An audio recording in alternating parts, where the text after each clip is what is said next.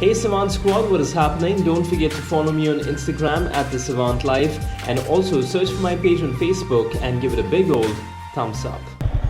I'll just park it here for a couple of seconds and give you a quick walk around of the bike. What I have with me is the red and the grey version, and this looks really nice. In fact, between the blue and the grey, this is definitely my preference any day of the week, and I think you can put in a lot of wraps over here at the right places, especially cover up this part with like a glittering black and make the bike look really mean. As you can see, it has a really nice presence. It has the same design lineage of the R series, which has been inspired all the way from the R1, and it percolates to the R6, the R3, and of course the smallest offering in that segment, the R15 as well. This by no means looks like a small bike or a substandard bike. Everything about it is spectacular. Especially I love that tank design, even though the tank is bloody dirty right now, but I just love the way the design of it looks. It feels very premium, and of course it's going to come with a whole bunch of accessories as well, which I'm going to talk about. But you can actually get rid of that stock exhaust and replace it with a Daytona exhaust that will look cool, sound cool, and of course add to the performance of your bike as well. So at this point, my GoPro mic decided to misbehave really badly, and as a result the audio was pretty much junk. So I'm going to do something that I normally don't like doing, which is add a voiceover to the video, because that is the best that I can do in this particular situation. But ultimately, let's not take away focus from the brand spanking new Yamaha R15 version 3, and it is a head turner, as you will see with this girl over here passing by who checked out the bike. Or maybe me, I don't know, but anyways, let's get on with the video. The bike looks absolutely spectacular, like I already said. However, the one complaint that I have is Yamaha dealers, especially the one that I went to, they don't keep the bike, the test ride bike, in great condition. As a result, you can see on the dash and everywhere else, there's so much of dust and muck, and that does not make a great first impression on a prospective buyer. So I really hope that this is something that the Yamaha dealers will look into, or any dealers of any brand. I think they should really take good care of making sure that the test ride bike is in tip-top condition, as people continue to come onto the wrong way and bang no traffic. I guess there isn't much that you can do about it. But as far as the bike itself is concerned, it is a definite upgrade over the previous generation bike.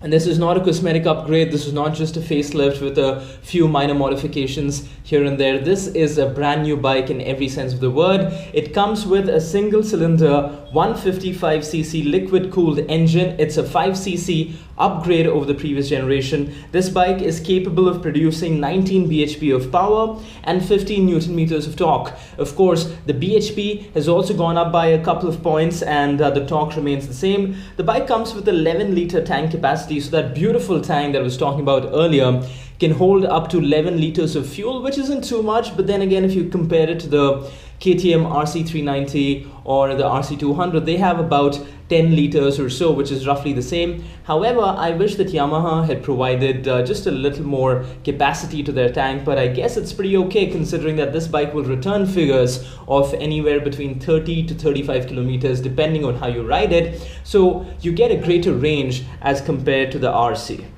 Now, of course, that mileage is dependent on whether you ride it in a conservative manner, which I definitely was not. As you can make out, I was filtering the bike like crazy through the traffic to see how maneuverable and how flickable it is, and I was pleasantly surprised, I have to say. The bike kind of handles really well through city traffic, which is very important because, let's face it, even though it's supposed to be a racing bike, most of us are going to be riding it for most of the time inside the city, and over there it's very important that you're able to ride it in a comfortable manner. Having said that, I think the riding posture took me a little bit by surprise, because I was expecting it to be a lot more comfortable than it actually was. It's quite aggressive, definitely more aggressive compared to the first generation and the second generation. Let's just kind of check out the turning radius over here, which is surprisingly good for a bike of this kind.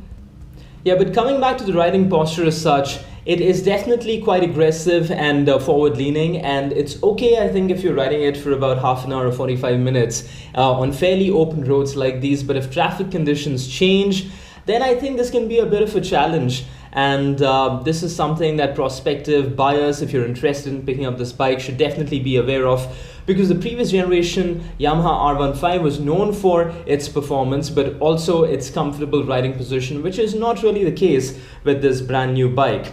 Now, as far as the weight is concerned, it has gone up by only 3 kgs. So this bike weighs in at about 139 kgs, which is very, very manageable. And braking duties are handled by a 282mm disc brake in the front and a 220mm disc brake at the back. Now, of course, as you would already know, the bike does not come with ABS, which for some might be a deal breaker. But again, you can't expect Yamaha to pack in all of those bells and whistles and goodies into one neat little package while still keeping the price within bounds.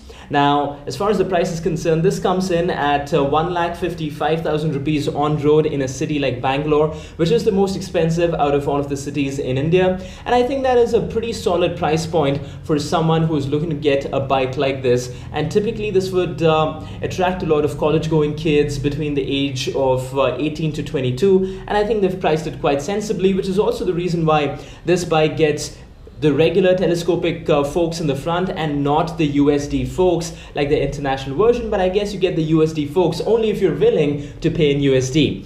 But just look at this traffic, guys. I'm coming back to this point over and over again. You ultimately have to ride this bike in bumper to bumper shitty traffic like this, and maybe something like that Apache or the FZ or the Gixxer, which is a naked street bike with a comfortable upright riding posture, might ultimately make more sense, because the R15 at the end of the day is still a very, very aggressive racing bike. Now let's just quickly talk about some of those accessories as well that Yamaha is making available. So apart from the Daytona exhaust, which a little birdie tells me can cost anywhere between 18 to 20,000 rupees, which is a humongous price to pay to make your bike sound cool and to increase the BHP by just a little bit. But apart from that, you also get a Metzeler M5 Interact 140 section rear tire, you get a tank guard, and you also get seat covers, which I think is a pretty neat option if you really want to make sure that your bike stands out as compared to everybody else.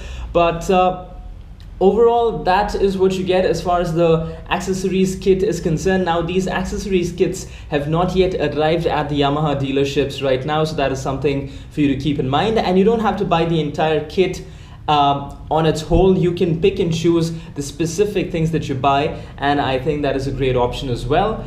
So that is it pretty much. I think overall Yamaha has done a really good job of coming out with an upgrade that will continue to make sure that this bike remains the leader in its market segment, as it was ever since its launch in 2008 or 2009. So on that front, I should say, it's a stellar job by Yamaha. And if you're looking for a racing bike that looks great, won't burn a hole in your pocket, and it has ultimate smooth refinement, you can't do much better than the Yamaha R15 version 3. So this brings us to the end of this particular video on the Savant Life. As always, if you liked it, go ahead and hit the like button. If you have any questions for me, leave them in the comment section below. So if this is your first time around on the channel, then go ahead and hit that subscribe button, because it only takes a second. And while you're at it, also click on the bell icon so that you can be notified when I put out more new videos. Alright, I'm gonna get out of here now before it starts to rain and the skies open up. But in the meantime and in between time, thank you so much for watching this video. And as always, take care, ride safe, be good, and have fun.